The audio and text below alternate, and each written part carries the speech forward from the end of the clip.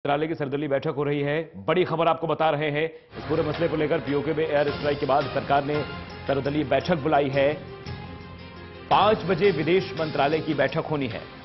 सर्वदलीय बैठक है, सभी दल इसमें शामिल होंगे। विदेश मंत्री सुषमा स्वराज विपक्षी पार्टियों को भी ब्रीफ करेंगी और साफ तौर पर जिस तरह से पहले भी सर्वदलीय बैठक हुई थी, जब पुलवामा हमला हुआ तो उसके बाद भी सर्वदलीय बैठक हुई थी, तो अब कहीं ना कहीं ये सर्वदलीय बैठक आज 5 बजे होनी है। विदेश मंत्रालय की बैठक है जिसमें विदेश मंत्री सुषमा स्वराज विपक्षी पार्टियों को ब्रीफ करेंगी। क्या कुछ जानकारी है उसको भी साझा करेंगी और किस तरह से एकजुट भारत हो, सभी दल के जो नेता हैं वो भारत और सेना के साथ खड़े रहे, सरकार और सेना के साथ खड़े रहे। ये समय है एकजुटता का, ये समय है अपनी ताकत दिखाने का, ये समय है उन आतंकियों को चेताने का कि भारत एक है, भारत अखंड है, टूट नहीं सकता। और नेताओं को भी साथ आने चाहिए, क्योंकि पिछली बार जो कुछ स्थितियां देखने को मिली थी सर्जिकल स्ट्राइक के बाद, वैसी स्थितियां इस बार नहीं पैदा होने वाली हैं। और सर्वदलीय बैठक बुलाई जा रही है।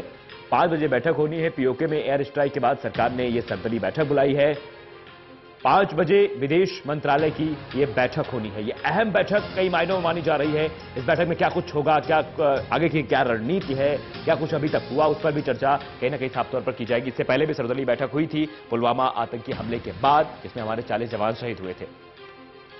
प्रदीप कुमार हमारे साथ संवाददाता जुड़ चुके हैं। प्रदीप, बैठक 5 बजे होनी, कौन कौन से पार्टी के नेता शामिल हो रहे हैं? देखिए, जिस तरीके से आतंक को जवाब दिया गया है, टेरर को यहाँ पर मुंह तोड़ जवाब देने की कोशिश की गई है। निश्चित तौर पर एक बड़ा यहाँ पर एक कार्रवाई बताई जा रही है और उसके बाद सरकार राजनीतिक दलों को भरोसे में लेने के लिए सर्वदलीय बैठक बुला रही है। शाम 5 बजे विदेश मंत्री की ओर से बैठक बुलाई गई है और इसमें तमाम राजनीतिक पार्टियों के नेताओं को बुलाया गया है। इससे पहले जिस तरीके से हमने देखा था कि जो पुलवामा में आतंकवादी हमला हुआ, उसके बाद सरकार ने सर्वदलीय बैठक बुलाई थी। जो सरकार ने कदम उठाए थे पाकिस्तान के खिलाफ, उसकी जानकारी देने को लेकर संसद भवन परिसर में बैठक हुई थी और उसमें जो लोकसभा में फ्लोर लीडर और राज्यसभा में फ्लोर लीडर थे राजनीतिक दलों के, उन नेताओं को बुलाया गया था। ठीक उसी तर्ज पर ये बैठक बुलाई जा रही है।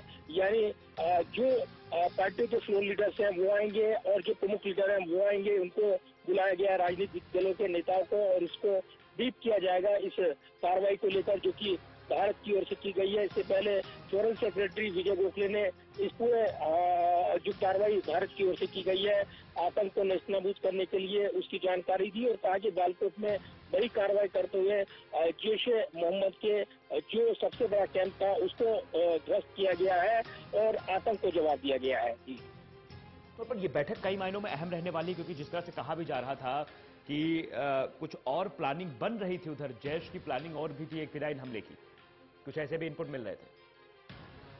देखिए, बिल्कुल, और ये कहा गया है विदेश सचिव की ओर से कि भारत के पास ऐसे इनपुट थे कि जो टेरर कैंप हैं वो एक बार फिर भारत को टारगेट करने के लिए, आतंकी हमले करने के लिए, फिदायीन हमला करने के लिए टारगेट बना रहे थे, प्लान में जुटे हुए थे और इसीलिए भारत ने ये कार्रवाई की है। तो बड़ा मैसेज दिया है भारत सरकार ने, खासतौर से जो जिस तरीके से सेना और वायुसेना यहाँ पर कार्रवाई करते दिखे हैं, तो ये एक बड़ा आतंक को जवाब माना जा रहा है। लिहाजा विदेश सचिव ने कहा कि जो आतंकवादी जो प्रशिक्षण ले रहे थे इन कैंपों में, उसमें मसूद अजहर जो कि आतंकी है, जैश-ए मोहम्मद का सरगना, उसका बहनोई उनको संचालित कर रहा था और इसीलिए देश के शीर्ष कमांडर उसमें मारे गया है, ये कहा गया है। जो जानकारी यहाँ पर आ रही है, इसके अलावा और जानकारी जो फुटेज जो तस्वीरें आएंगी उसके बाद उसके आधार पर बताया जाएगा, ये भी कहा गया है विदेश सचिव की ओर से।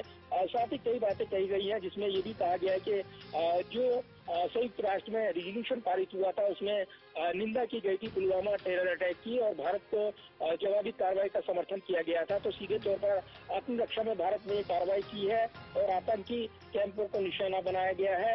ये बड़ा मैसेज सरकार दे रही है। चलिए, तमाम जानकारी बहुत शुक्रिया।